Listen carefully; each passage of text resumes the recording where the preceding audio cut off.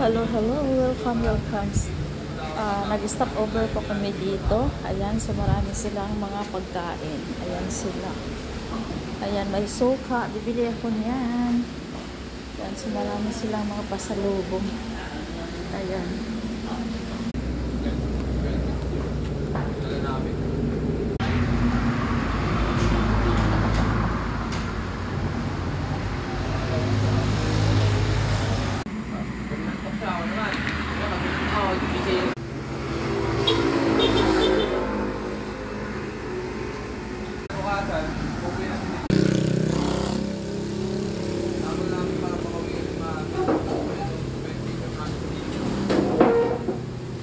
Kung ganitong kulay, ulo naman patla. Anong brand po to? Gawa niyo po yan? Oo. Gawa po namin ito. Sige, ito na lang dyan. Bukan niyo po ma'am, maganda yung sabon namin. 160. 160. Okay na lang. Tapos itanong mo kila Lola Bilma mo kung anong gusto nila dyan. Ito na po mga usong panlabas ng washing machine ngayon. Tight po ang amoy nito. Ito po mabenta talaga ito. Brakes kasi yung ano ko gamit. Oo. Liquid detergent din po. Opo, sa washing machine ko tight. po. Pag washing. 185 lang po yan. Tight siya. Tight chloral. Oh, okay. Yan po ang ano ngayon. Hindi ba? Kasi yung lagi kong gamit sa washing machine ko, ano kasi, brace. Yan na lang. Masyado yatang malaki to. Dyan. 10 liters. 10 liters lang po yan. 10 liters yan. Di ba mabigat sa kotse to? Hindi ako. So, kuha ka doon sa gusto nila. Dyan. Yan bang gusto nila? Sige po, yan na lang. Yan na lang po. O, isang ganito. Oo. Saka panglaba. Ito panglaba. Ito po yung panlaban namin. Ito na lang. Maliit na lang. Wag nas masyado. Ay, ano po yan? Downy po yan. Wala po, ay ito, 10 liters din pala. Hindi po kasi wala talaga isang maliit yan. Talaga kasi yung mga customer, puro ganito ang kinukuha malalaki. Pang sabon, ay panglaba po yan? Oo, panlaban. Ito, ano naman yan? Yan din po, parehas lang po. Ito na lang siguro. Oo. Mahal yata yan. Mas maganda kasi lalagyan nila eh. Magkano to? 185 po. Tapos ito? 160 rin po. 185 to 160. Sa lalagyan po nagka... Oo. So, ito na lang dalawa. Oo. So, ito yung panghugas ng kamay. Oo. Tapos ito, panglaba. Naamoy naman po yan. Ito Okay. may kalamansi. Okay. 675. 75. O, sige. Sige po, yan na lang. Okay. After there, practicing how to reverse patras at parallel, nabubulo lang yung purwakwak. So dito po kami dadaan, papasok kami doon sa loob kasi doon sa loob ay maganda papraktisan kasi malawak yung area po nila dito. So papasok po ako, which is ako po ang nag-drive dito. Ayan, so anyway, wala naman po akong problema sa aking driving. Ang problema ko lang po ay doon sa garahe ko dahil maliit po yung space ng aking garahe. So nagpa-practice po ako dito para ma-perfect ko po ang aking paggagarahe kasi lagi na lang po akong tumatawag ng tao para po mag-park ng sasakyan dahil hindi ko po talaga makuha ang pagpapark sa maliit na lugar. Ayan, nakikita ang braso ng inyong dungkay at napakalaki na pala ng aking braso, Charwing.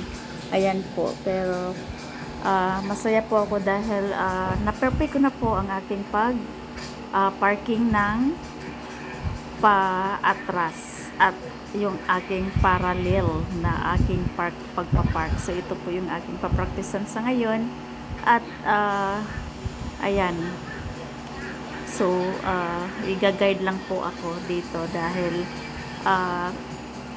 nakuha ko naman po na ang pagpapark. Ayan, so ikot-ikot lang po tayo dito hanggang sa ma-perfect ko po na talaga at in fairness kayang-kaya ko na pong magpa-park. So wala na po akong problema, kaya siguro pag talagang magdadrive na po ako ng malayuan ay kaya ko na po siguro, kaya ko na pong mag-drive. So para magaling na akong magmaneho. Ayan. So, di ba? Ang sarap. Ayan, pinapractice ko naman dito yung aking pagpapark ng paatras. At na-perfect ko din po. Perfect na perfect ko po ang aking pagpapaatras dito. Ayan. So, kitang-kita niyo po ang angle ng aking pagpapark ay street na street po. Ayan. Kung makikita niyo po, yan, ayan, lalabas muna tayo at i-check natin kung street ba yung aking ayan, street na street po. Alright, so yan po. Yan, tapos ito naman ay pinapractice ko ang pagpapark ng parallel. Actually, parallel po is parang mas madali akong natuto. Kasi, actually, nung nag-aral din ako ng parallel na pagpapark is mabilis ko po siyang nakuha. Ayan po. So, dito, parallel po ang aking pagpapark dito. So, iikot ko lang po ang aking sasakyan at aking paatrasin para ma-perfect ko po ang kanyang pag-aatras dito. So, ikabig ko lang po sa kaliwa ng kaunti. Ayan po. Yan, ikabig natin sa kanan. Ayan, para dumikit siya doon sa pader. Ayan po. So, yung pader po ang aking binabasihan dito. Kaya atras-atras po muna ako dito. Hanggang sa makuha ko po ang pagpapark ng parallel. Ayan po. O diba, tsagaan lang po at talagang makukuha din po natin. Ayan. So, idiretso ko po muna yung aking kotse bago ako aatras. Ayan po. Kung makikita nyo po yan. Yan. So dito po, nagpa-park na po ako ng paatras. So, dahan-dahan lang po muna ako dahil baka masagi ko po or mabunggo ko po yung pader ng aking aatrasan. Pero nakuhang-kuha ko naman po kung makikita nyo po dyan. Ayan, ayan. So, just nice po ang aking pagka-park at tuwid na tuwid po talaga. Kaya, ang saya ko po. Madali lang pala mag park pagpaatras. Siguro dahil nga sa wala pong mga sasakyan dito sa mga tabi-tabi dito. Kaya siguro mas okay sa akin. Ayan, na perfect ko po siya dito sa may mga line na yan. Kasi yan po ang aking basihan sa aking pag-aatras ng aking pagpapark. Ayan, so na-street na po siya. Ayan, so okay na po at na-perfect ko na siya. So, ang isunod ko naman pong papraktisin is yung pagpapark ng parallel. Ayan po siya. Kung makikita niyo po, dito pa rin ako magpapark. Ayan. So, tinatry ko po dito. Magpapark po ako ng parallel. So, ito namang side na ito ay itry ko magpark ng parallel. Ayan po. So, at ganun pa din yung process ko. Idikit ko siya sa itong linya na itong may pintura dito. So, yan po ang aking tandaan. Ayan po. So, ayan. So, kuhang-kuha ko na po talaga. And thank you, Lord.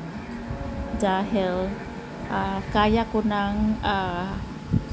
nang i-park sa parallel at pa-reverse. Ayan po. So, ayan, kung makikita nyo po, talagang inaano ko lang po nang dinadrive ko po muna talaga. Drive until na perfect ko po talaga. Ayan.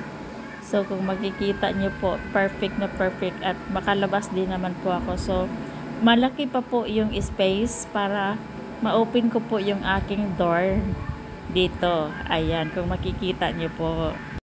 See? Perfect na perfect po ko pong na-park ng parallel. Diba? So, kayang-kaya ko na po talaga. Kaya dito po ako magtatapos sa aking pagbablog, sa aking pagpapark para move out na rin po kami dito sa place na ito dahil papunta pa po kami sa Cabanatuan. Yan, sa Cabanatuan Nueva Ecija po kami. Ayan po. So, ayan, perfect na perfect. Nalabas ko na siya. Ayan. At street na street din po siya. So, ayan po. Kung makikita nyo po. So, dito naman po ay binablog ko po yung mga gumagawa ng banana chips. So, ito pala ang pag-process ng banana chip. Ayan. Mayroon dito silang malaking kawali at dito nila niluluto yung banana chips bago nila i-repack. At unang-una pala po ay ang ginagawa nila dito is yung raw na banana. Ayan po. Kinukudkod po nila ng maninipis. Kung ganyan po ang nila kinukudkod at ayan, nilalagay nila dyan sa basket. Ayan, ito na po yung pinakamanipis. At pagkatapos po dyan ay ilagay na po nila doon sa malaking kawali na dito sa kawali na ito. At nakikita nyo po punong-puno ng mantika. At ito na po yung kanyang luto. At napaka sarap po. Kaya tikpan po natin at yan, napaka crispy po ang kanilang banana chips.